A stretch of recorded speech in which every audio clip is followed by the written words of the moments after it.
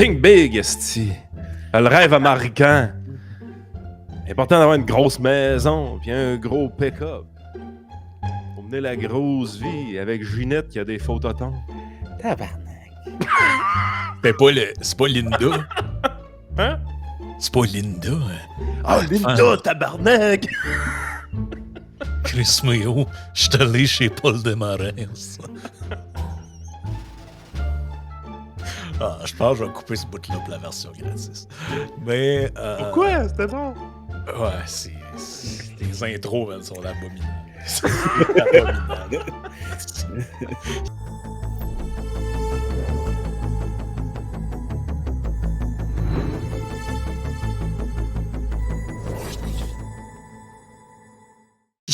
En plus, il y a quelqu'un hier qui nous a comme identifié hier ou avant-hier dans une story. Puis la fille, elle avait écrit, tu sais, moi, j'ai toujours été passionné de finance puis d'économie. Mon podcast préféré, c'est le trio économique. Puis elle a comme tagué Yann et Frank.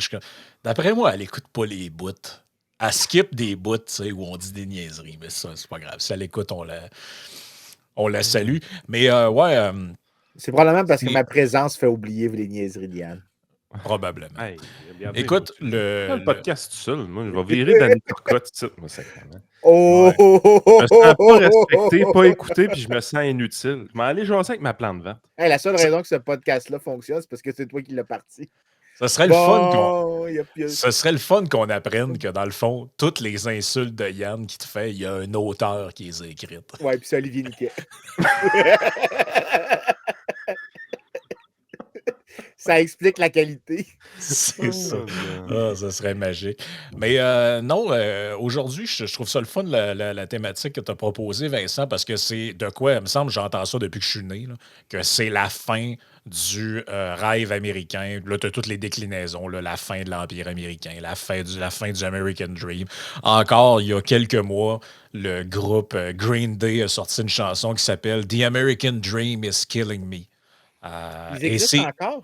Oui, ils existent encore. Ils ont les mêmes thèmes qu'en 2003, dans le temps qu'ils faisaient American Idiot. Fait que c'est comme que je les aimais, eux autres. Ben oui, mais ils font de la bonne musique. C'est juste que comme tous les groupes sont ultra gauchistes. Mais c'est ça. Donc, c'est une thématique qui est tout le temps là, qui revient constamment. Mais est-ce que c'est plutôt une boutade ou en fait, j'ai envie de dire, est-ce que c'est plus un souhait qu'une réalité que ces gens-là émettent? Moi, j'ai l'impression que c'est plus un souhait. Le déclin de l'Amérique, la fin du rêve américain. Plusieurs personnes, dans leur bouche, pensent que c'est plus un souhait qu'une constatation ou une réelle opinion. Je te dirais qu'il y a un peu de ça, mais en même temps, c'est vrai que quand tu regardes les données, donc on a déjà fait les podcasts sur la mobilité sociale. Fait que, je vais réexpliquer deux concepts qui sont importants. Dans mobilité sociale, tu as deux concepts. Tu as intergénérationnel, donc relativement à tes parents, là, parce que l'idée qu'on veut mettre de l'avant, c'est est-ce que tu fais mieux que tes parents au même âge que tes parents ou sur l'ensemble de ta vie? Est-ce que tu fais mieux que sur l'ensemble de la vie de tes parents? C'est ça, le déclin de l'Empire américain, Frank? Oui, exactement. Fait que pour ceux qui sont en audio, Yann vient de montrer le graphe du PIB per capita Canada et États-Unis. Canada qui fait du surplace depuis 2015. Les États-Unis qui ont augmenté d'environ 16% depuis 2015. Le PIB par capita ajusté à l'inflation. Ouais, puis ça aussi, Yann, qui est sorti dans les derniers jours, avant qu'on revienne à ce que Vincent est en train d'expliquer, du Fraser, qui s'appelle Canada is Poor, dans lequel on explique que toutes les provinces canadiennes ont un revenu médian inférieur à n'importe quel État des États-Unis. Donc, ça n'a pas toujours été le cas, soit dit en passant. Non, ça n'a pas toujours été le cas parce qu'on avait montré des données il y a quelques années, mais c'est ce qu'on dit là-dedans. In a new report from Fraser Institute, a Canadian free market think tank, look at income instead of output, and it finds are even worse for Canada in a ranking of 50 US states and 10 Canadian provinces by median earning per person. All 10 provinces score worse than... Même l'Alberta est pire que le Mississippi. Faudrait aller dans le Dans détail de le tout revenu le revenu médian, oui. médian. Wow! C'est pas. Ben, Hey, mais la louisianisation du Québec! ouais, ça serait quasiment une bonne nouvelle, finalement, la louisianisation du Ben, Québec. Si écoute, tu penses à ça. Là. il y a une défense à faire avant qu'on vienne à notre sujet. La Louisiane, c'est une place à haute inégalité. Et ce que tu vois, c'est que les pauvres en Louisiane sont vraiment pauvres. Donc, si tu prenais, mettons, le Les bas, bayous, tout ça. Là. si tu prends le bas 50% de la distribution des revenus en Louisiane, elle est probablement plus pauvre que le bas 50%, mettons, du Québec. Mais on peut penser qu'il y a une place comme New Orleans, où est-ce que Yep. c'est un centre civique, puis tout ça, ils sont vraiment plus riches que nous autres. Là.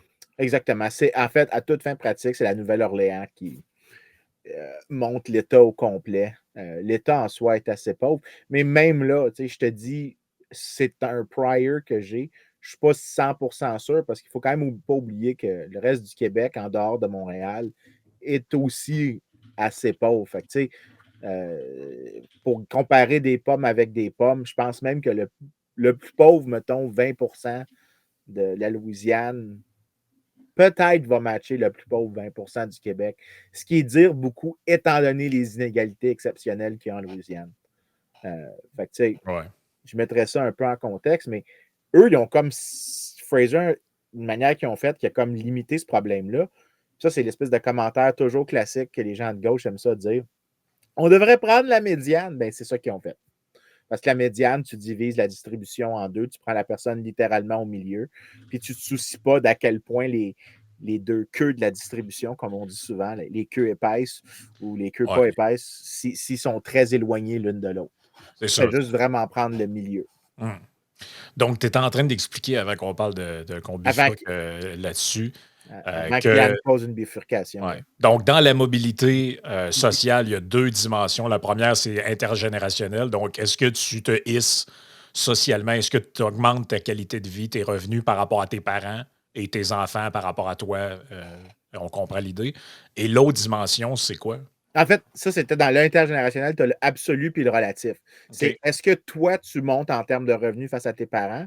Mais ça, c'est le absolu. Donc, est-ce que je gagne plus ou moins que mes parents? Puis le relatif, c'est si mes parents étaient dans le bas de 10 est-ce que moi aussi, je suis dans le bas de 10 Fait que, si tout le monde a 10 de croissance de revenus, puis moi, j'ai aussi 10 relativement à mes parents, ben, je n'ai pas changé ma position sociale. Je ne suis pas passé du bas 10 au top 10 Je n'ai pas fait une histoire de from rags to riches, comme on dit en anglais. Ça, c'est le relatif. Donc, les deux types de mobilité, quand on regarde aux États-Unis, à travers le temps, ils ont l'air de diminuer. Il y a des débats sur à quel point c'est le cas, mais même les mesures les plus généreuses montrent un certain déclin. Mais il est particulièrement plus prononcé pour le relatif, c'est-à-dire qu'il y a plus de persistance dans le statut social que dans le passé. Maintenant, tout le monde aime ça de taper ses États-Unis là-dessus, parce que regarde, c'est en train de baisser. Mais la mobilité sociale aux États-Unis est quand même assez élevée, surtout que, puis ça, c'est quelque chose que les gens ne comptent pas vraiment dans les d'études, puis ça m'écoeure, c'est que c'est la mobilité sociale des gens nés aux États-Unis. Si tu es une personne qui vient de Haïti puis qui va aux États-Unis, puis que ton revenu fait plus 1000%, ben, tu en as eu une crise de mobilité sociale relativement à tes parents qui étaient à Haïti aussi. Ben, ça, c'est pas comptabilisé. Si tu essaies de le faire, les États-Unis demeurent, à toute fin pratique, le grand générateur d'augmentation du. Oui, c'est important de le préciser parce que dans la notion de American Dream, le concept d'immigration est interrelié carrément là-dedans parce que c'est ça le concept, c'est que tu t'en vas vivre dans le nouveau monde pour améliorer ta vie. Ouais. Donc, s'il n'y avait plus personne qui voulait aller vivre aux États-Unis pour améliorer leur sort, on pourrait peut-être avoir cette discussion-là, mais à ce que je sache, il y a l'air d'avoir encore beaucoup de demandes pour y aller. Pas mal, oui. En fait, il y a encore du monde. De ce que je comprends. Je regarde les thèmes de la campagne, là, puis des sujets aux États-Unis. Je pense qu'il y a beaucoup de monde qui ont l'air à vouloir aller vivre là. Ben écoute, si tu étais un chroniqueur à la presse, tu pourrais dire que c'est à cause des chats. Mais regardez, en PIB par habitant, le Canada est à 55 000 US. Les États-Unis sont à 76 000 US. Il y a très peu de pays en avant des États-Unis, mais il y en a quelques-uns. On peut les nommer si vous voulez. Singapour, 82 000. Qatar, 87 000. Suisse, 93 000. Les îles Caïmans, 99 000. L'Irlande, 103 000. Quand même un biais du côté de l'Irlande quand tu as des entreprises comme Apple qui officiellement sont irlandaises. Je pense que ça biaise beaucoup de choses quand même. Norvège, 108 000. Bermude, 118 000. Même commentaire pour l'Irlande. Luxembourg, 125 000. Et Monaco, un pays, 240 000. Ouais. Mais c'est là que, bon, je ne veux pas rentrer trop dans les détails, mais c'est là que, là, il y a des gens, tu sais, on pense tout le temps au PIB, puis c'est une mesure. Mais tu en as un autre qui va gérer le problème que toi, tu mentionnes avec genre l'Irlande. C'est le PNB, donc le produit national brut. Parce que là, au lieu de prendre tout ce qui est produit à l'intérieur des frontières d'un pays, tu prends ce qui est produit par les citoyens d'un pays. Donc ça permet de savoir un peu si moi, je suis actionnaire d'une compagnie qui produit en Irlande, ben on va le compter dans le PIB, le PNB du Canada, excuse-moi. C'est un petit peu plus complexe que ça, mais c'est à peu près ça, la manière de l'interpréter. Puis l'Irlande, je pense que même si tu enlèves, même si tu shifts à ce concept-là, elle réussit presque à égalité avec les États-Unis, si je me souviens bien. Donc, quote me on this, je ne suis pas 100% sûr, mais ça n'enlève pas à l'Irlande son caractère exceptionnel. C'est juste pas aussi intense que ce que OK. ça a l'air. L'Irlande, qui est à peu près un des seuls pays qui est un paradis fiscal pour entreprises dans le monde occidental. J'ai pas de joke, mais c'est exactement vrai.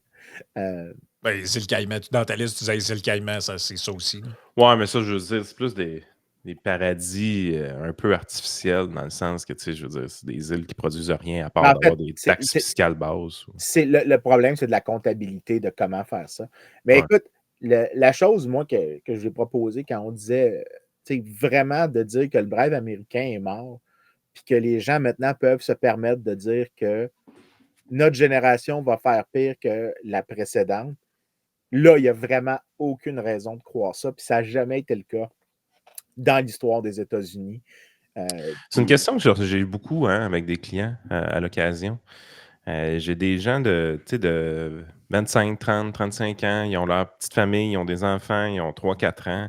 Ils regardent ça aller, puis tu veux pas, ils suivent les podcasts qu'on fait, puis ainsi de suite. Puis on chiale beaucoup souvent de notre côté, puis ils ont l'impression que les choses se détériorent. Ils ont l'impression que leurs enfants vont moins bien vivre qu'eux-mêmes.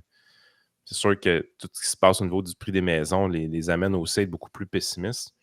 Mais ils ont quand même tort, généralement, d'être aussi pessimistes. Oui. Écoute, je ne veux pas dire que le pessimisme, ce n'est pas une bonne chose, parce qu'il y a quand même certaines vertus évolutionnaires à avoir un certain pessimisme.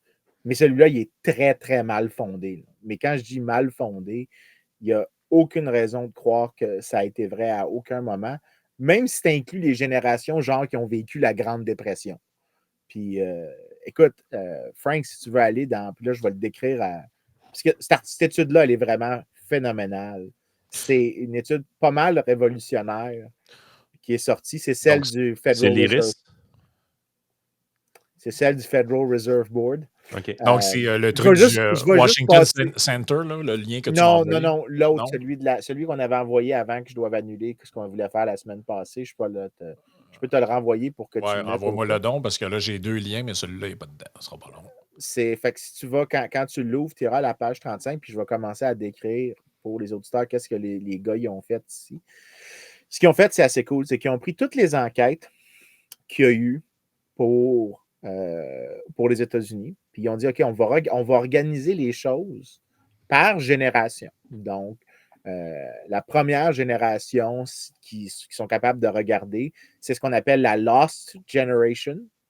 Après ça, c'est ceux qui sont nés avant 1900.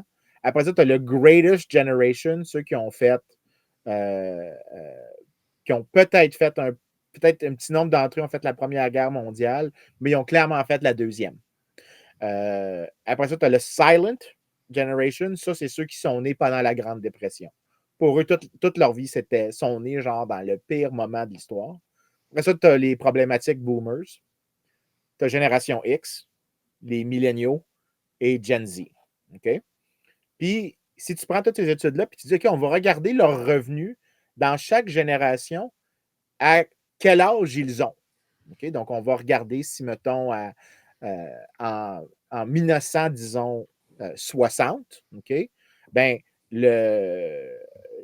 voyons, le gars de la Lost Generation, il va avoir pas mal 80 ans. Le gars de Greatest Generation va avoir 60 quelques.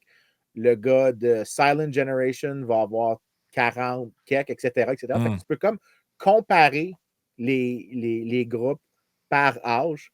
La page d'avant, Frank, si tu veux, monte une page. C'est ça, le premier graphique OK. sur cette page-là. Essayer d'agrandir ça un peu. L'autre juste en haut, Juste en haut. il y en a un autre sur la même page. Fait que là, ce qu'ils sont capables de faire, c'est de dire, ben, on va regarder les revenus de tous ces gens-là sur l'ensemble de leur vie à n'importe quel âge qu'ils ont. Mhm. Puis en gros, ce que tu as, c'est des courbes de génération qui sont une par-dessus de l'autre. Si tu avais une génération qui était plus pauvre qu'une autre, les lignes devraient se croiser à un moment donné. Right? Ils devraient avoir un moment où, pendant leur vie, ça pente sur une autre. Ben, je pourrais dire, par exemple, mettons que je veux arriver puis je regarde, il y a un moment, dans la jeune vingtaine, les milléniaux semblent plus pauvres que certaines générations. Mais en même temps, je veux dire, il y a Ils sont beaucoup à de... l'école plus longtemps. C'est ça, exactement. Il y a beaucoup de jeunes qui ne rentrent pas sur le marché du travail à 25, 26 ans, même des fois 32 ans, quand le sous-sol de maman est bien confortable. Fait que, tu sais, ça a changé un peu, mais je veux dire, en dehors de ce 20-24 ans-là, à peu près, tu te rends compte que chacune des courbes est bien installée par-dessus les autres. Là. Exactement. Il n'y a aucune différence entre les courbes. Donc, ça veut dire que, mettons, là, pour ceux qui sont à l'audio, ceux qui sont au visuel, à l'audio, je vais le décrire. Mettons, je prends à 70 ans. Ben, à 70 ans, je peux voir que les gens du Lost Generation, ils sont calissement pauvres. Okay? Ils sont vraiment, vraiment pauvres. Leur revenu est très, très bas. Tu les compares après ça aux Greatest qui sont juste après eux, ben les Greatest sont plus riches. Après ça, les Silent sont plus riches. Puis après ça, les Boomers sont plus riches. Bon, c'est sûr que là, il n'y a pas encore de Gen Z qui est rendu à 70 ans. Fait que tu peux pas. Je veux dire, ouais, tu peux pas le savoir. Tu peux pas le savoir pour l'instant. Il y a la ligne bleue, par exemple, qui a une drôle de tendance par rapport aux boomers à l'entrée de la soixantaine. La chose avec ça ici, c'est qu'il faut que tu considères aussi que sur une vie, ben, tes revenus vont baisser parce que tu prends ta retraite, etc. Puis ici, ce que tu peux capturer, c'est l'effet de pour les Gen X, là, qui sont ta bleue ici, c'est que tu as très peu d'observations dans peut-être la dernière année. Fait que, je ne ferais pas beaucoup d'inférences sur ça. Mais tu sais, le résultat que tu as, c'est qu'il n'y a aucune des courbes qui. Mais les millennials ont tout qu'un start par rapport à la génération X. Pareil, parce que, comme on disait, ça prend du temps avant de décoller. Mais dépasser trentaine, les millennials sont vraiment confortables par rapport à la génération X. Hein. Oui, mais t'en veux-tu un plus clair? Si tu vas dans celui de droite, là, le graphique juste à côté, il y a une autre manière de comptabiliser où au lieu de regarder les couples, okay, tu regardes les ménages. Bien là, c'est encore plus clair qu'il y a, même dans la jeune vingtaine, il n'y a pas d'overlap. Les courbes, systématiquement, sont toujours plus claires. Puis dans celui que je viens de montrer, c'est encore plus conservateur parce que ce qui est illustré, ce n'est pas le revenu total, c'est juste le revenu médian par groupe, okay, par génération et à chaque âge qu'ils ont, avant impôt. Ça, c'est tout, c'est juste le revenu de marché. Si tu ajoutes les impôts, si tu ajoutes les transferts, que tu ajoutes l'assurance santé, parce qu'aux États-Unis, c'est difficile à compter, l'assurance santé, parce que tu la reçois comme via ton emploi. C'est un bénéfice de l'employeur. Là. Exactement. C'est difficile de l'ajouter. Les auteurs ont trouvé une manière de le faire. Puis ça, Frank, je m'excuse de te demander de faire un autre chiffre. C'est si tu peux aller à la page 40, c'est le graphique 8. Là, tu vois que c'est vraiment incroyable comment chaque génération est systématiquement meilleure que la précédente. 8B. 8A ou 8B, ça ne change rien. OK, bon, on va commencer par le 8A. Là. C'est Tu peux voir que chaque génération est systématiquement plus élevée. Puis on voit comment on a réussi à niveler aussi les revenus beaucoup au passage du temps. Exactement. À cause des programmes comme la RRQ, par exemple, la sécurité de la vieillesse et tout ça. Écoute, tu as été exactement où est-ce Je que suis je voulais pas dire. un imbécile. C'est pas parce que je fais des intros de marde que je suis cave. Écoute, Je l'ai déjà dit. à la différence de certaines personnes qui travaillent à Radio-Canada, tu n'es pas poli, mais tu as du contenu, alors que d'autres sont polis sans contenu. Donc, écoute, petits emballages, gros magasins, d'autres, c'est gros emballages, petits magasins. Yann est dans la catégorie, la première catégorie. Mets-toi pas dans la merde. Je te coupe. Parle pas de mon magasin. Écoute, Wow, wow, wow. hey, j'ai marché là-dedans comme un pro. Hein. Yep. Dans le passé, ce que tu avais, quand tu n'avais pas de programme de sécurité de la vieillesse, probablement que tu mourrais souvent au travail. Fait que ta famille, après, elle avait peu de ressources que toi, tu avais. Ou sinon, les gens achetaient de l'assurance vie qui compensait pour leur décès, mais il n'y avait pas vraiment il n'y avait pas vraiment de régime de retraite à toute fin pratique. L'épargne était surtout pour les enfants, pour financer les activités des enfants et après ça, des soins de santé lorsque nécessaire pour complémenter des mauvais jours. Mais au fur et à mesure que le travail devient moins physiquement exigeant, qu'il y a moins de mortalité occupationnelle, ben, des choses qui se passent, c'est que tu pourrais ne pas avoir de revenus dans ta vieillesse. Puis tu devrais t'attendre à ce que ton revenu ait l'air d'une pente, d'une bosse de chameau. C'est qu'éventuellement, ça plante. Ben, le but C'est pas ce qu'on souhaite, évidemment. C'est pas ce qu'on souhaite, mais le but de l'épargne, mais aussi des programmes de pension de la vieillesse, c'est d'éviter ce nivellement-là en créant une forme de sécurité sociale. Puis là, ce que tu vois dans les graphiques qui étaient là, c'était exactement que ben, la job est faite, là. Il n'y a pas de. La qualité de vie ne tombe pas dans les vieux jours, en fait, à tous les groupes d'âge, même chez les plus vieux d'aujourd'hui. On parlait quand même de gens médians. Gardons une petite nuance. Je Oui. pense qu'il y a effectivement beaucoup d'aînés qui tombent dans la pauvreté Oh, intense. je ne dis pas zéro pauvreté. Hein. Non, c'est ça, parce qu'on parle toujours de la personne médiane. Mais ce qui arrive, c'est que la personne médiane, c'est sur un groupe de 100 personnes, c'est la 50e. Ben, la 50e avait probablement un fonds de pension d'employeur ou travaillait pour l'État. Et l'État est tellement rendu gros au Québec que probablement que le 50e membre du groupe travaillait pour le gouvernement encore.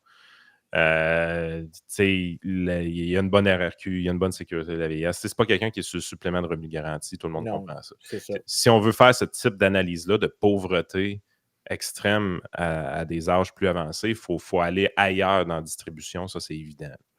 Mais le Québécois moyen, le Canadien moyen est dorénavant vraiment confortable à la retraite. Là. Oui.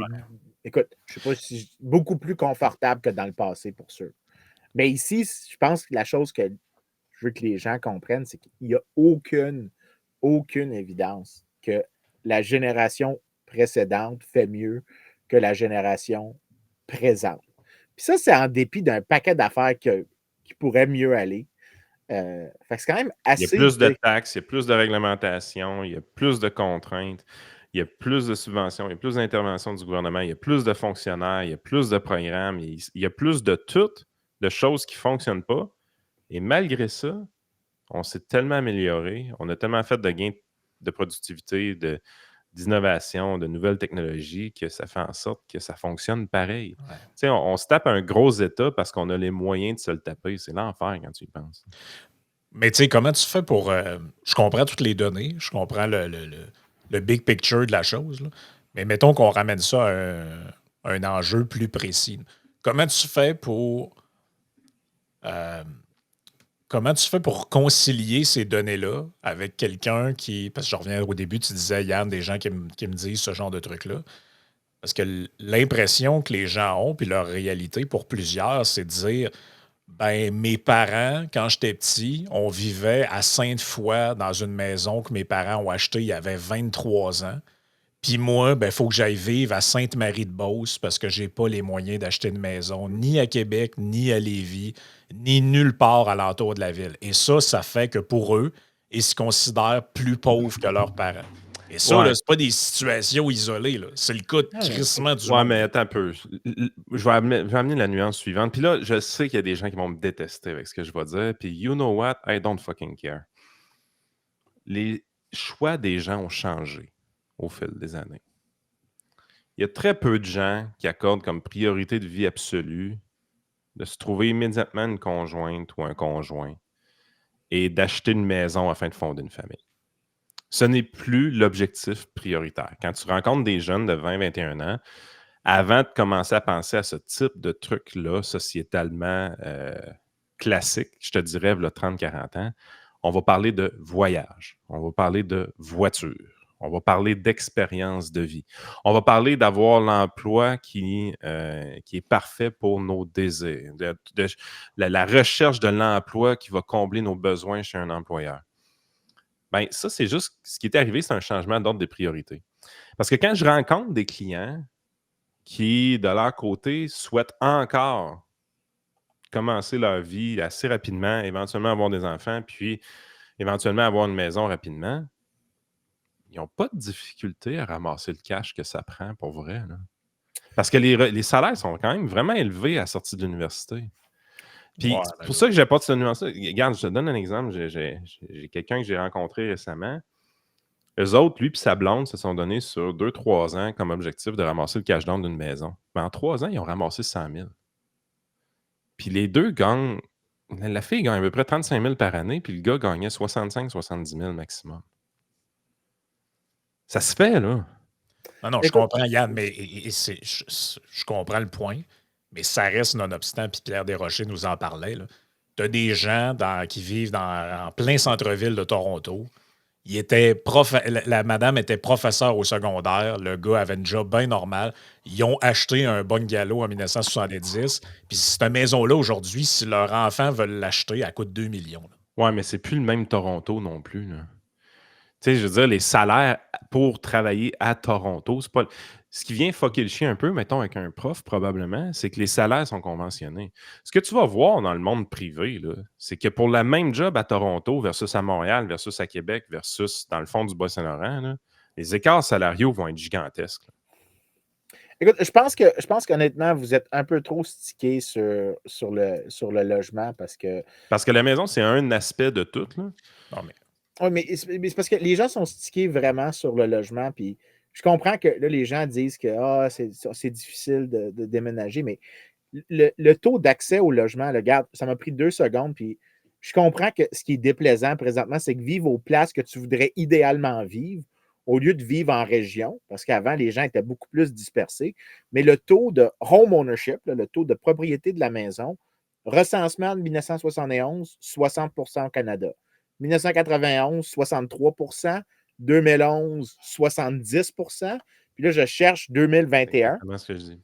Le taux de propriété augmente. Là. Il n'y a pas de difficulté à l'accès. C'est l'accès de vivre à certaines places. Puis là, les gens focusent là-dessus énormément pour informer tout le reste. Mais j'ai une autre explication qui est non, mais complètement différente de je veux celle pas. de Yann. Je te laisse continuer, Vincent. Mais la raison pour laquelle je l'ai amené, c'est parce qu'on partait du principe que c'était une fausse impression que les gens se voyaient plus pauvres que leurs parents. Moi, ce que je dis, c'est que quand quand tu es une personne, tu vois tes parents, dans ta tête, tu te dis, je devrais avoir au moins la même chose qu'eux. Oui, mais ton père, il n'avait pas voyagé. Ton père ne s'était pas acheté une auto neuve aussitôt. Ton père n'a pas pris sa conjointe à 31 ans. Oui, Parce que vivre seul, by the way, ça coûte cher. Là. non, Oui, je comprends. Laissez donc faire. Non, le point d'Yann, vos 2 points, la raison que je faisais mon commentaire sur le home ownership, c'est parce que c'est trop micro comme focus, c'est trop concentré sur un truc qui est, je pense, honnêtement, qui peut faire du sens. Mais la bonne manière de faire, c'est de comprendre que les attentes que nous, on se fait face à notre avenir sont généralement fondées dans des expériences parentales qui nous sont transmises. Donc, si mes parents expérimentent de la croissance à 7, 8, 9% par année, donc c'est une période de développement hyper rapide, bien, il va y avoir une transmission des expectations. Donc, il y a certaines de nos attentes sont construites littéralement dans notre jeune enfance et persistent pour un long moment. Fait que si tu retournes au graphique, tu vas comprendre pourquoi je dis ça. Prends n'importe lequel, puis regarde pas si les lignes se croisent, mais la distance entre les lignes, entre chaque génération. Est-ce que Juste pour finir sur l'argument de Frank, je regarde vraiment mon père dans sa vie. Tu sais, je veux dire, il a déménagé 14 fois avant que j'aille l'âge de 5 ans. Puis, il cherche. Ah, mais Ça a tellement été plus facile pour moi. Là. je vais te montrer, Yann, pourquoi je dis ce que je dis. Ton père, c'est un X. OK? Ouais. Fait que, si tu regardes le graphique, la distance entre la ligne des boomers et celle des X est massivement plus petite que la distance entre la génération qui a vécu la Grande Dépression et les boomers. Puis, l'idée ici que j'essaie de vous C'est que dans le fond, les boomers avaient eu une augmentation de niveau de vie incroyable par rapport à la génération d'avant. Exactement. Cette expectation-là leur a donné une idée de c'était quoi leur chemin de consommation sur l'entièreté de leur vie. Ils ont transmis ça à leurs enfants. Et quand leurs enfants se mettaient en tête qu'ils allaient avoir, là, je vais donner un chiffre parce que c'est pas comme ça que ça. Les gens n'ont pas un chiffre dans la tête, ils ont juste en tête que les équivalents de 4 de croissance par année, mettons. Right? Bien, quand ça arrive à être 1 il y en a quand même de la croissance, tu es mieux que tes parents, mais tu n'as pas la même croissance que tes parents. Fait que tu n'es pas autant devant tes parents que ce que tu t'attendais d'être. Ouais. C'est beaucoup plus ça la raison. Puis quand tu regardes, quand tu vas dans la littérature sur les perceptions of inequalities, c'est beaucoup plus cohérent avec l'idée que les gens sont déçus du résultat qu'il y a, plutôt que le résultat étant naturellement mauvais. C'est juste que tu es en dessous des attentes qui étaient générées et qui étaient transmises générationnellement. C'est beaucoup Juste plus que ça. des fois, je suis un peu méchant. Quand quelqu'un me dit c'est vraiment difficile d'accéder au marché de la propriété, excusez-moi, j'ai juste le réflexe de demander parfait, quel pays tu as visité dans le monde? Puis c'est rarement zéro. Ben, c'est là, par exemple, tu sais, quand Yann, tantôt, tu notais, regarde, je vais dire l'exemple de ton père. Ton père, il a clairement plus rushé pour améliorer son bien-être que, disons, un boomer relativement à ses parents qui sont nés dans la Grande Dépression. Right? Ouais. Il a dû faire un paquet d'autres efforts. Et ben, c'est une des raisons, probablement, que lui a peut-être le commentaire que tu as sûrement entendu de ton père à un moment donné, la version de tu vas l'avoir pire que moi je l'ai eu. Je suis sûr que ton père t'a dit ça au moins une fois dans ta vie. Ben, ça vient avec cette espèce d'héritage-là de c'était quoi le baseline que tu as développé. Maintenant, si tu regardes aussi maintenant, quand toi tu disais, regarde les 20 ans et quelques, les millennials commencent beaucoup plus bas, mais une fois qu'ils atteignent l'âge qu'ils sont capables d'acheter une maison, ben une maison, c'est un actif. Un actif, ça te permet, ça a une valeur réelle en termes de richesse. Tu peux t'en servir, faire des investissements, tu peux t'en servir pour un paquet d'autres affaires. Puis quand tu regardes dans tous les graphiques, ben les millennials, après un certain point, ils accélèrent plus vite. Donc, ils se dégagent de la génération précédente encore plus. Pourquoi? Ben parce qu'une fois qu'ils réussissent à accéder à ça, ils l'ont.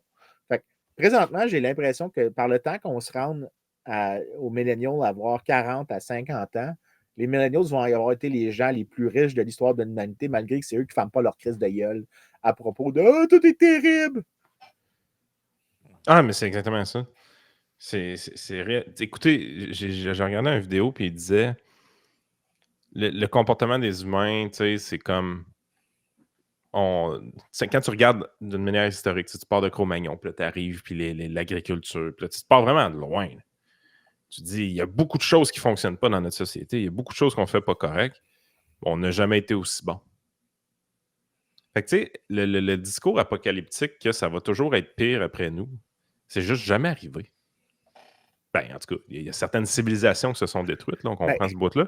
Mais pour l'humanité dans son entièreté, en fait, c'est comme présentement, là, pour les Canadiens, là, l'accès à la propriété est peut-être un peu plus difficile. Mais on a tendance à oublier qu'il y a beaucoup de choses qui vont vraiment bien. Là. Ah, mais c'est ça. Mais c'est parce que c'est toujours... C'est pourquoi je prenais cet exemple-là. Parce que évidemment que pour nos générations, il y a un paquet d'affaires qu'on a que nos les gens n'ont parents... jamais autant voyagé. Là. Ben, le voyage est plus accessible qu'il l'était. le divertissement est de loin beaucoup plus accessible qu'il l'était. Tu sais, je veux dire, mon père me racontait qu'il a acheté son premier lecteur de CD 5000 $. Les gens Un n'ont lecteur jamais de aussi peu CD, travaillé. 5000 $, les gars. Là. Je veux dire, aujourd'hui, ça vaut 50 $ sur Amazon. Là. Puis Ouais. personne n'utilise ça parce qu'il n'y a plus de CD. Mais je veux dire, ça coûtait vraiment cher. Qu'est-ce qui a marqué la génération tranquille? L'arrivée de la télévision. Les riches dans le village avaient une télévision, puis là, il y avait un fil après la télécommande. Ça, aujourd'hui, je veux dire, n'importe quelle personne pauvre a une télé chez eux. Là. Je veux dire, mais ça, on comprend ça. Mais l'affaire, c'est que je pense que pourquoi je prenais le cas de l'habitation, c'est que c'est comme peut-être la plus grosse décision dans une vie pour beaucoup de monde. Et c'est ce que tu remarques le plus, parce que c'est ce qui est le plus. C'est le processus le plus difficile à faire. C'est le plus. Ouais, mais c'est pas si dur que ça. C'est que Ouais, mais les gens priorisent pas ça. C'est plus t'as beau ça, prioriser ce que tu veux, il y a une maison à 1 million, même si tu fais 0 voyage, tu seras pas jamais capable de ramasser la mise de fonds. Ils commencent avec leur diplôme universitaire avec des salaires dans 60 000 à montant. Ils n'ont jamais autant voyagé de leur vie. Ils s'achètent des chars neufs. Ils n'ont jamais travaillé autant peu d'heures dans une semaine. Chris, que j'ai l'impression de sonner comme un bonhomme quand je dis des affaires de même. Mais si tu veux prioriser un peu, l'habitation à tout prix, là, travaille plus, voyage moins, achète-toi un char usagé, puis mets tes priorités à la bonne place. Tu veux éventuellement l'avoir à ta maison? Il faut que tu sois deux. Fait que commence par te matcher puis de rester avec la même personne plus que 2 mois. Puis ensuite de ça, prioriser la construction du cash down. Vous allez l'avoir, votre maison. Ça se fait. Les salaires Ouais, de mais fou que vous avez en sortant de l'université vous permettent de faire ça. écoute, comme économiste, la réponse que je dis, c'est toujours trade-offs. Exactement. Les gens, je comprends, mais il faut quand même comprendre aussi que l'importance des points de référence que je mentionnais. Pour nos parents, quand ils achetaient une maison, la maison, c'était 2 à 3 fois leur revenu annuel. Une maison actuelle, même dans des marchés, tu sais, moins réglementés que la moyenne, comme la réglementation a augmenté partout, ben, tu te retrouves avec des maisons qui sont 4, 5, 6 fois le revenu annuel. C'est-tu le cas Donc, Edmonton puis Calgary? pas autant, mais il y a quand même eu une augmentation. Dans toutes les C'est villes, pas mal mon point. Là. Donc, je peux pas dire que c'est plus facile que ça l'était. Non, puis mais c'est c'est à parce que cause des mauvais choix de vie des gens. des mauvais choix de vie. Allez pas vivre à Vancouver, ni Toronto, ni Montréal. Tu sais, à un moment donné, c'est comme on prend, pour dire que c'est plus difficile pour les jeunes d'aujourd'hui d'une manière globale, on prend des points spécifiques à des endroits très précis. Ouais, mais c'est normal, Yann. Tu peux pas dire aux gens, ouais, mais tu voulais rester à Québec, si tu veux que ça soit plus facile dans ta vie, va donc rester à Gaspé. Ouais, Ça marche pas de même, là. Ouais, mais parce que Christy, Toronto puis Vancouver, c'est une bulle immobilière. Mais je veux dire, cette bulle-là, elle n'est pas là à Edmonton puis elle n'est pas là à Calgary. Là. non, je comprends, mais le point, c'est plus maintenant comme ce que je veux pouvoir dire, c'est que je pense pas que c'est. Il y a une vieille analogie, puis Frank va la connaître, qui vient d'un philosophe britannique sur la dinde et Thanksgiving, Ouais. qui est chaque jour, la dinde se réveille et le fermier lui donne à manger. Elle est bien traitée, elle engraisse, elle est constamment joyeuse. Et chaque jour, au fur et à mesure que tu t'approches de l'action de grâce, elle est de plus en plus heureuse, se disant que ça ne peut que continuer. Et bien, l'action de grâce arrive et elle se fait tuer. Donc, tu sais, c'est pas parce que tout le reste a bien été qu'automatiquement, demain sera mieux. Et il y a des raisons de croire que ce qu'on vient de décrire pourrait arrêter. Puis je pense que l'affaire du logement, c'est probablement le truc le plus problématique qu'il y a à l'horizon Ah, ça, je suis présentement. d'accord, par exemple. Puis c'est ça qui fait que les gens sont peut-être pessimistes davantage, parce que c'est pas tant que le logement est inaccessible, c'est parce que à toute fin française, on s'en calisse du logement. La question, c'est qu'il y a certains marchés du travail qui sont plus dynamiques que d'autres, puis que tu ne peux pas te transplanter ailleurs, que tu as besoin d'être à cette place-là pour avoir les opportunités. Mais si tu réglementes le logement davantage, tu limites les opportunités, donc tu limites la capacité des gens d'augmenter leurs revenus comparativement à la génération précédente. S'il n'y a pas de correctif qui est amené là-dessus, il y a une possibilité qui est qu'on va se retrouver avec peut-être finalement des courbes, pour revenir au graphique qu'on présentait, peut-être qu'éventuellement, il y a un groupe qui va croiser les courbes des autres. J'en doute, mais tu augmentes la probabilité de cet événement-là. Et il y a un excellent petit livre qui est, quand je dis petit, là, je le mets à l'écran. Pour moi, ça se lit en 1 heure. C'est un court livre. La moitié du livre n'a pas besoin d'être lu. C'est des commentaires de gens qui veulent critiquer le livre. Puis c'est un genre, il y a 20 pages qui est d'un journaliste du New York Times. Fait que vous pouvez ignorer ça. Ouais, en effet. Ouais. Honnêtement, je m'en calisse. L'opinion d'un journaliste sur de la littérature économique. Like, good for you, man. You have an opinion. I have an asshole. Everybody has one.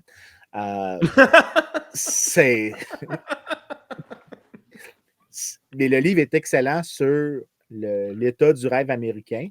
Et le titre est assez clair sur ça. The American Dream is not dead. Donc, le rêve américain n'est pas mort. Mais le populisme pourrait le tuer. Puis quand il parle de populisme ici, on parle davantage de réglementation dans les villes. Une fermeture. On parle d'affaires à la GND. Là. Exactement. Davantage de taxes sur. C'est tough pour nous autres. Là, sur l'investissement. Tu me parles de populisme, puis c'est des mesures de gauche. Je veux dire, c'est pas facile pour un Québécois de digérer ça. Là. Ben écoute, on a déjà fait un épisode sur le populisme. Le populisme est un truc qui n'a pas d'idéologie. Et on a Joey qui nous a donné un excellent. Je pense que c'est une des meilleures créations de Joey. Si les gens veulent l'écouter, le bulletin de nouvelles de Joey où il prend Françoise David qui explique le populisme. Et après que tu pouvais superposer sur chacune des aspects de la définition un propos de Québec solidaire qui fitait exactement avec ça, ce qui confirme le point que le populisme, c'est comme la partie, les extrêmes du fer à cheval. C'est tellement une idéologie qu'il n'y a pas. En fait, c'est juste un mouvement politique qui n'a pas d'idéologie, qui s'en fout s'il est de gauche puis il est de droite. C'est comme ça que tu peux avoir des populistes comme Jean-Luc Mélenchon et Marine Le Pen, puis qu'on dit qu'entre les deux, il y a quelques différences, mais que substantivement ne sont pas particulièrement différents. En tout cas, ils sont plus différents que, disons, Emmanuel Macron. Ouais. Il y en a un qui veut utiliser les Arabes pour se faire élire, puis l'autre, il veut écrire ça dehors. Essentiellement, c'est pas mal la seule différence qu'il y a entre les deux. Les deux ont un vilain. Fait que pour la gauche, c'est les méchants riches. Pour le populiste nativiste, c'est les méchants immigrants. Fait que la droite rigodon, comme Jean-François Caron m'a appris un terme. La droite rigodon. Honnêtement, Jeff m'a fait mon plaisir en appelant de même la droite rigodon. Je trouvais que c'était excellent. Mais le populisme étant uniquement un ensemble de mesures qui, au pratico-pratique, donnent à l'État davantage de pouvoir sur la vie économique de la nation. Et ça se traduit concrètement par souvent plus de dépenses publiques, plus de taxes, plus de tarifs et moins de liberté économique globalement, souvent plus de réglementation et donc moins de croissance. Et présentement, on est vraiment, je pense, dans une ère de populisme problématique. Puis pour ceux qui sont des libéraux canadiens ici, donc fédéraux, votre chef de parti en est un populiste, selon moi. OK?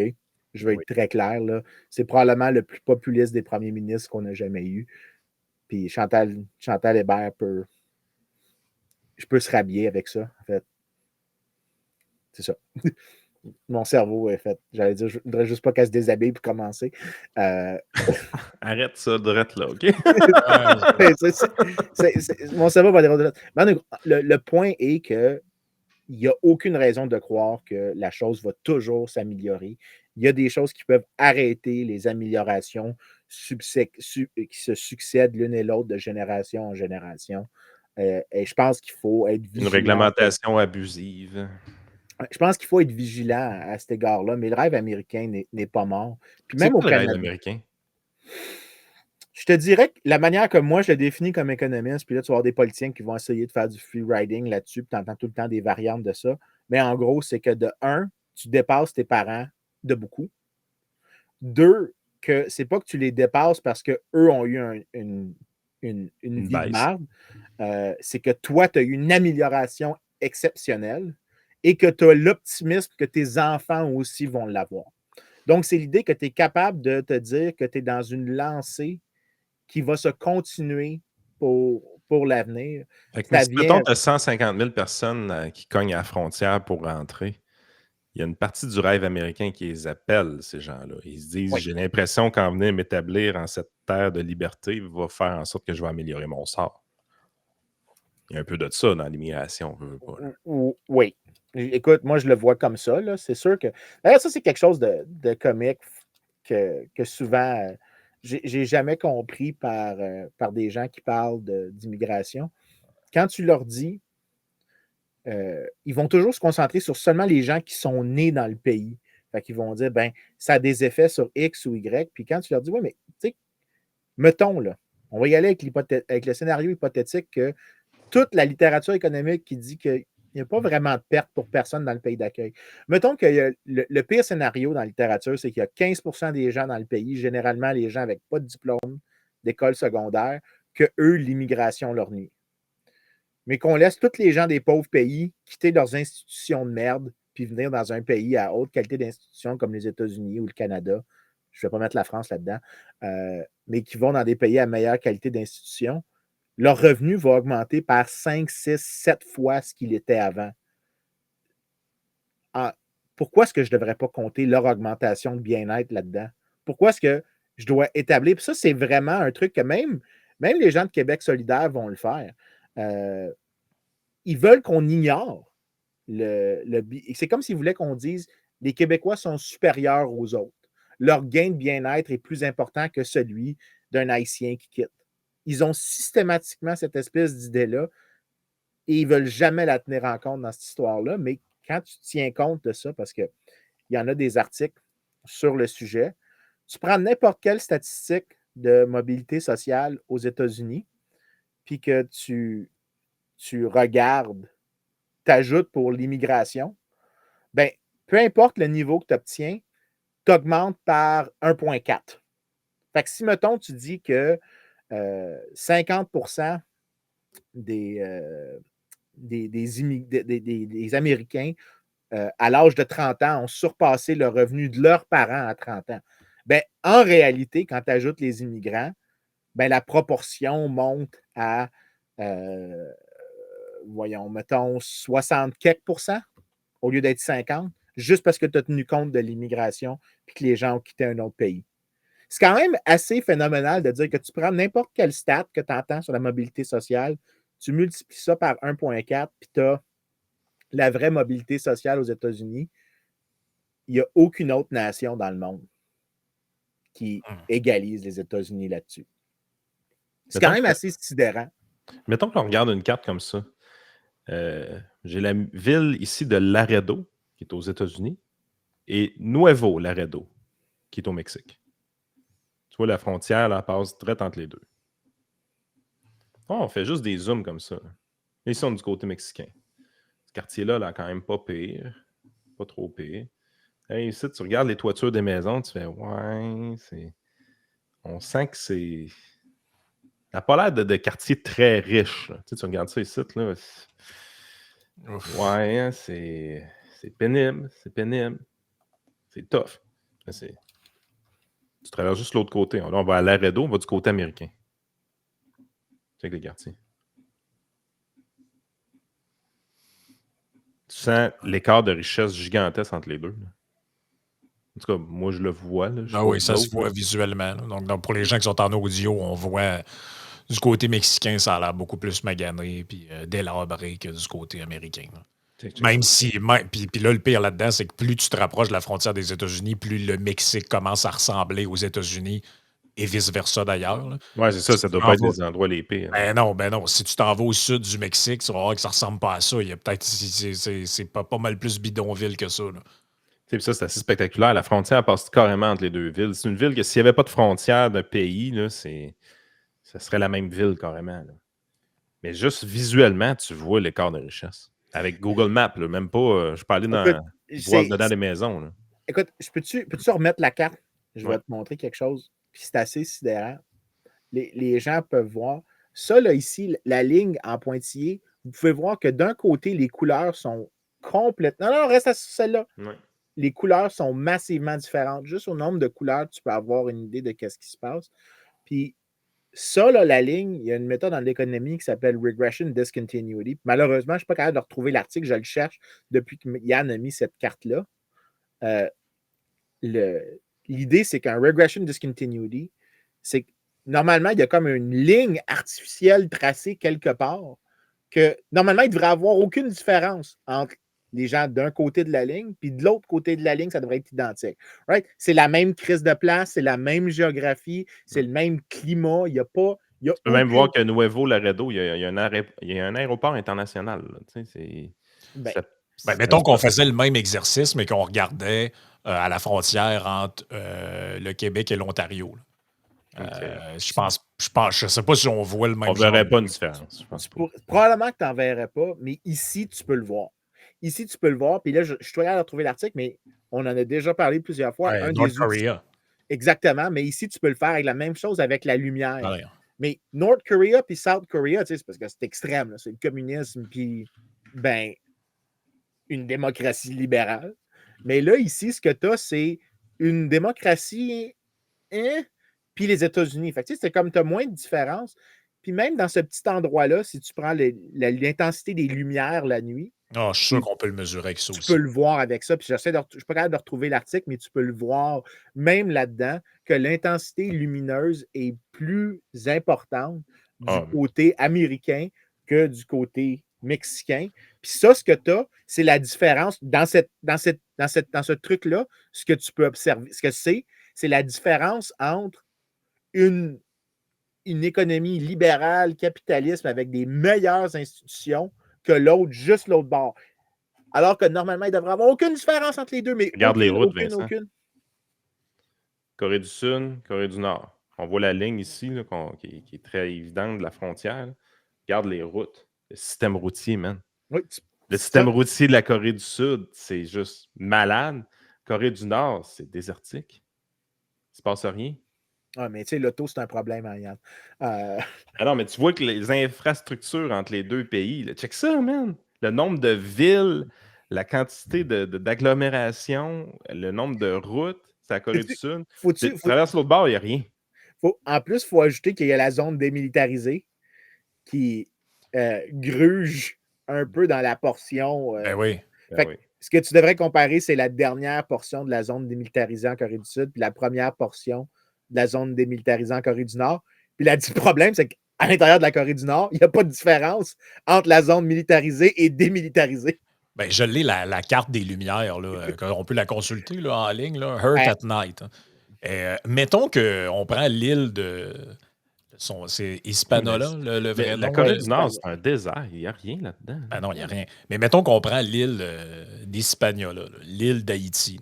Ah oui. Ben, mettons que tu ne sais pas de quel bord était la République dominicaine versus Haïti. Ben, tu regardes la carte, puis d'après moi, tu as la réponse à tes questions. Là. Exactement. Il y a un écart de richesse entre les deux c'est gigantesque.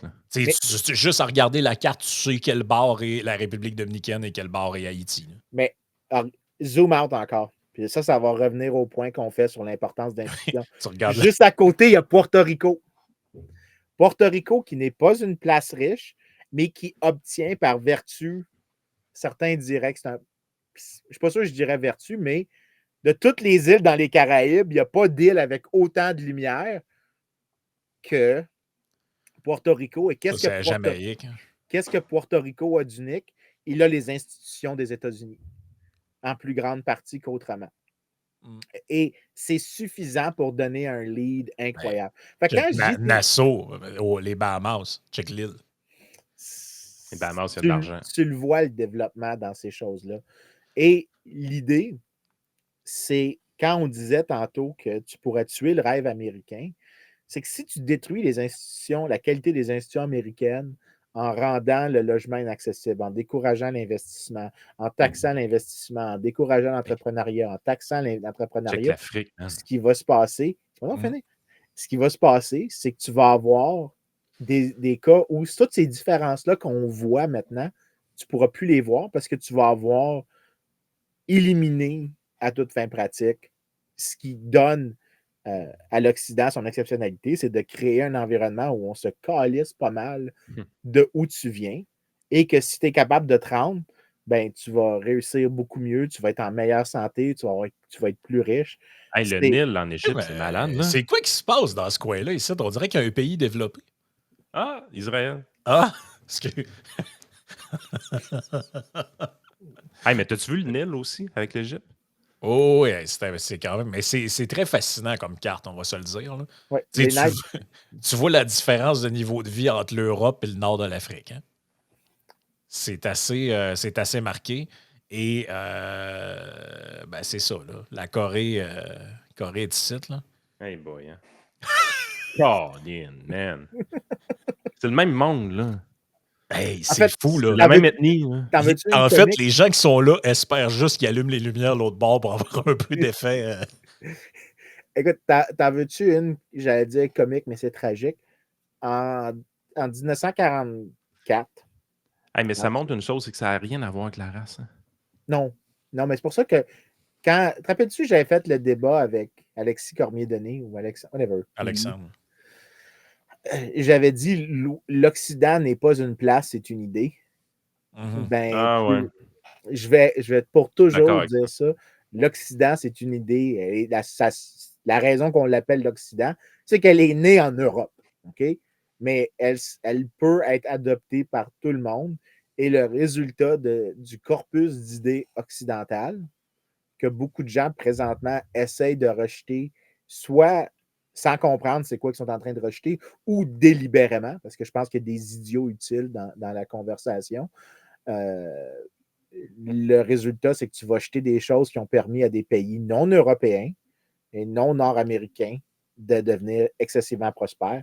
Et on parle ici du Japon, de la Corée du Sud, Mhm. de Singapour. Et Singapour, qui est pas exactement un occidentaliste dans le sens que moi je le suis. Hong Kong, mais aussi d'autres places comme tu peux voir, il y a quelques places en Afrique qui ont décidé d'aller vers plus de liberté économique. Les trois grandes exceptions, c'est l'île Maurice, les Seychelles et le Botswana. Qu'est-ce que ces trois pays africains ont en commun? Ils sont pas massivement riches, mais ils sont massivement plus riches que le reste du continent. Et ils ont en commun que les trois ont adopté généralement des politiques plus libérales que, euh, que le reste du continent. Fait que, quand je dis, on pourrait dire, au lieu de parler de rêve américain, on pourrait parler du rêve occidental, c'est-à-dire que les institutions de l'Occident, l'idée d'une démocratie libérale avec des contraintes sur le pouvoir, d'avoir l'État qui se contraint à faire les choses que l'État doit vraiment faire, mais après ça, de laisser un marché le plus libre possible, ben, ce que tu vas avoir, c'est un rêve américain qui devient un rêve occidental puis que tout le monde peut l'avoir. Il n'y a aucune raison que ça devrait être juste aux États-Unis. C'est juste que, exceptionnellement, les États-Unis ont été le pays qui a été capable de s'approcher sans nécessairement réussir à 100%, parce qu'il y a quand même des grosses tâches dans l'histoire américaine, mais c'est le pays qui s'est rapproché le plus de cet idéal-là de l'idée de l'Occident. C'est l'île de Madagascar, là, en Afrique. Il y a, Christy, sont 30 millions d'habitants. Regardez la carte, là. Je vais la remettre pour le bien fait de ceux qui sont en visuel. Là. C'est parce qu'il n'y a pas de lumière. Il y a pratiquement rien. Regardez ça. Ils sont 30 millions de personnes. C'est à peine si on voit quelque chose là puis là. Là. Puis à côté, tu as des petites îles. Ça, c'est l'île. Et- Juste là, tu as l'île Maurice. Enfin, Pyongyang est probablement plus éclairé que ça. Hey, c'est capoté. Là. Ben, quand même, tu as l'Afrique du Sud à côté où tu vois. Là, c'est développé puis il y a du monde. Là. Mais je veux dire, l'île à côté, c'est une île immense. Puis il y a quelques zones urbaines qu'on voit. Là. On voit qu'il y a quelque chose là, ici, là, peut-être un peu dans le sud à quelques places, mais tu n'as pas besoin de reculer bien loin pour voir qu'on dirait que ça a l'air complètement qu'il n'y a rien, rien, rien pantoute. Là. Écoute, C'est parlant pareil. C'est un indicateur qui est un peu original dont on avait déjà parlé, mais c'est très parlant pour. C'est que dans le fond, tu vois la pauvreté de l'espace, finalement. t'en veux-tu? On avait déjà parlé de ça avec Germinal, mais sais-tu où sont les Africains les plus riches au monde? Aux États-Unis. Aux États-Unis. Ils sont tous aux États-Unis. Les gens qui sont nés, là, je ne parle pas des descendants des esclaves. Non, non, des Mais je vrais parle Africains. vraiment des gens qui sont venus, qui sont nés en Afrique, qui sont venus aux États-Unis. Et ils sont plus riches que les Afro-Américains. Ils sont plus riches que les Ah ouais, on avait Afro-Américains. parlé de ça. Ils sont plus riches que les Blancs américains. OK? Le revenu médian de. Écoute, je vais le rechercher parce que chaque fois que je dis ça, les gens sont comme non, c'est pas vrai, tu as inventé une statistique, gna gna. Ah oui, Là, rien que ça à je- faire, inventer j'ai- des stats. Oui, c'est ça que je fais de mes journées. Hein. Je suis pas un expert dans la collection de données, pas du tout.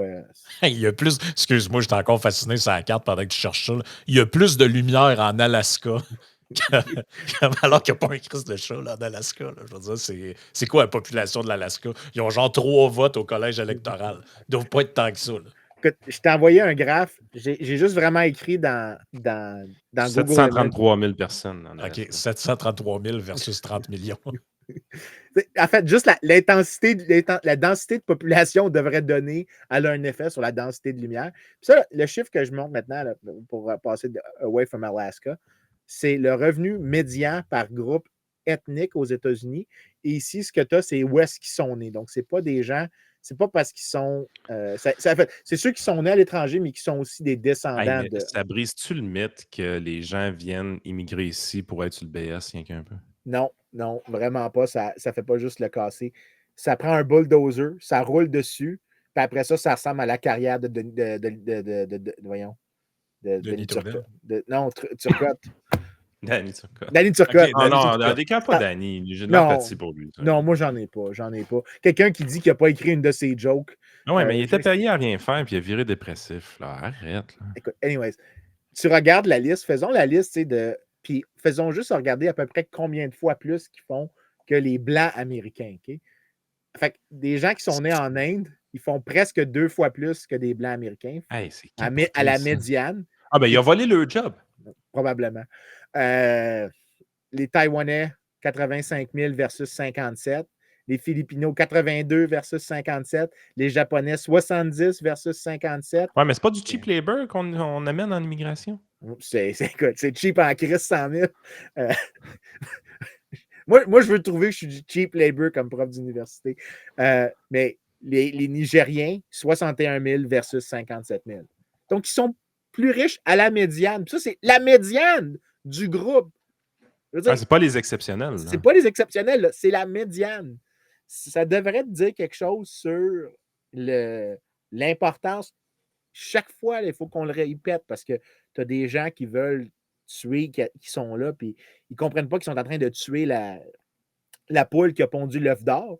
Ben, les États-Unis, c'est le plus grand véhicule d'élimination de la pauvreté qui a jamais existé. Et pourquoi?